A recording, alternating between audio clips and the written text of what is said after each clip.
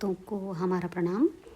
आज मैं जिन महान संत की कथा लेकर आई हूँ वो रामानंदी संप्रदाय के एक और महान संत हैं, श्री कृष्णदास जी महाराज, जिन्हें हम पयहारी जी महाराज भी कहते हैं।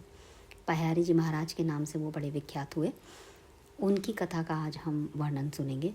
सर्वप्रथम मैं पयहारी जी महाराज श्री कृष्णदास जी के चरण कमलों में प्रणाम करती हूँ और क्षमा याचना करती हूँ कि मैं जो भी कुछ कथा आपकी भक्तों को सुना रही हूँ उसके लिए आप मुझे सामर्थ्य दें, मेरी वाणी में इतना ओज दें कि मैं आपके बारे में कुछ कह सकूं, क्योंकि मैं बड़ी साधारण हूँ, मुझे बिल्कुल ज्ञान नहीं है और अज्ञानतावश अगर मैं किसी तरह का अपराध आपके श्री चरण कमलों में करती हूँ तो हे पयहारी जी महाराज मुझे क्षमा कीजिए।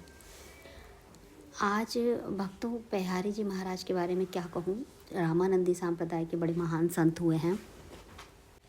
इस कराल कलिकाल में पयहारी जी श्री कृष्णदास जी वैराग्य की सीमा हुए और पयहारी जी उन्हें इसलिए कहा गया क्योंकि आपने अन्न को त्याग कर केवल दुग्ध पान किया। पूरे जीवन काल में उन्होंने केवल दुग्ध पान करके ही भजन कीर्तन किया, इसलिए आपका नाम पयहारी नाम से प्रसिद्ध हुए। आप श्री पयहारी जी भक्ति में तेज के समूह थे और आप में अपार भजन का बल था।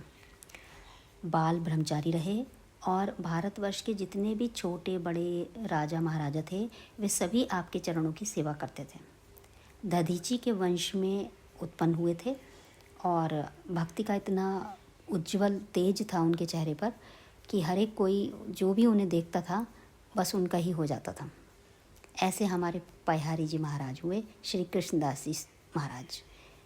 जयपुर में गलता नामक एक प्रसिद्ध स्थान है जो गालव ऋषि का आश्रम माना जाता है। वहाँ वैष्णव संतों की गद्दी है जिसे गालता गद्दी भी कहते हैं और आज भी हजारों संतों की नित्य प्रति वहाँ सेवा होती रहती है।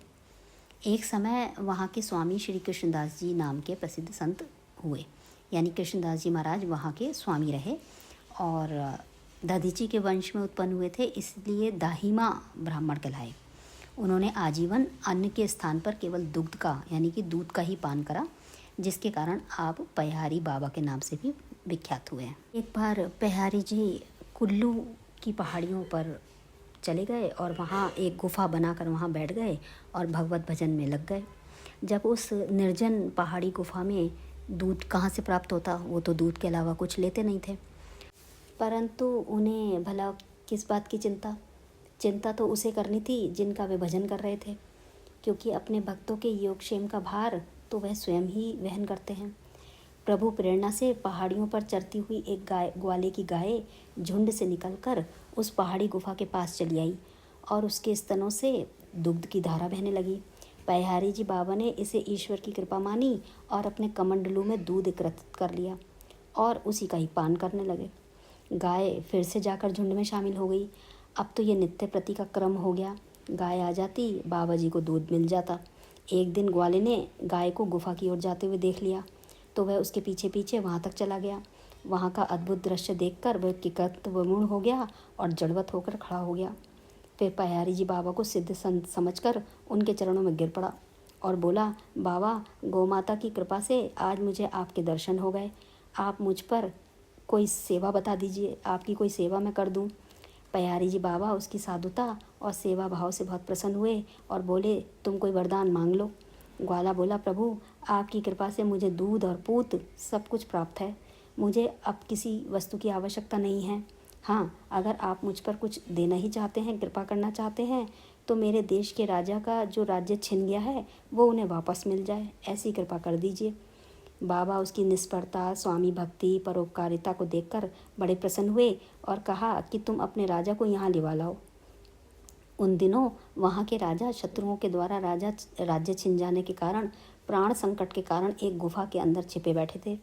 ग्वाले ने वहाँ जाकर उनसे पयहारी बाबा के विषय में बताया और उन्हें लिवा लाया। राजा ने बाबा के चरणों में दंडवत प्रणाम किया और अपनी करुण कथा सुनाई।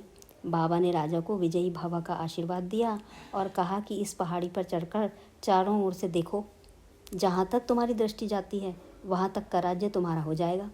राजा ने बाबा की आज्ञा का पालन किया और थोड़े ही दिनों में बिना किसी विशेष प्रयास के उनको खोया हुआ राज्य पुनः प्राप्त हो गया। राज्य प्राप्ति के बाद राजा ने अपने संपूर्ण राज्य में संत सेवा और भगवत जन का आदेश लागू कर दिया। इस प्रकार श्री पयहारी जी बाबा की कृपा से कुल्लू राज्य के लोग भी भगवत भक्त हो गए। श्री पयहारी जी महाराज ने इस प्रकार जिसके भी सिर पर हाथ रखा उसके हाथ के नीचे अपना हाथ कभी नहीं फैलाया, अपितु उसे बड़ा भारी भक्ति का वरदान ही प्राप्त कराया और भगवत भक्ति की राह दिखाई।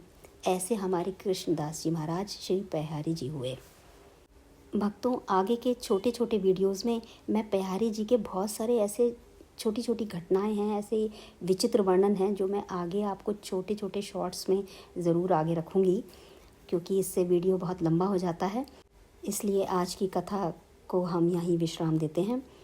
आपको पयहारी जी महाराज की कथा कैसी लगी कमेंट बॉक्स में हमें लिखकर बताइए, और हमारे चैनल को सपोर्ट कीजिए, लाइक कीजिए, शेयर कीजिए, सब्सक्राइब कीजिए, जिससे कि मुझे आगे और जो सुंदर महान संत हुए हैं उनका वर्णन करने की प्रेरणा मुझे आगे भी आपसे मिलती रहे। और आगे आने वाले शॉर्ट्स को भी देखना ना भूलिएगा। फिर मिलते हैं अगले वीडियो में। जय श्री हरि, जय श्री पयहारी जी महाराज की जय।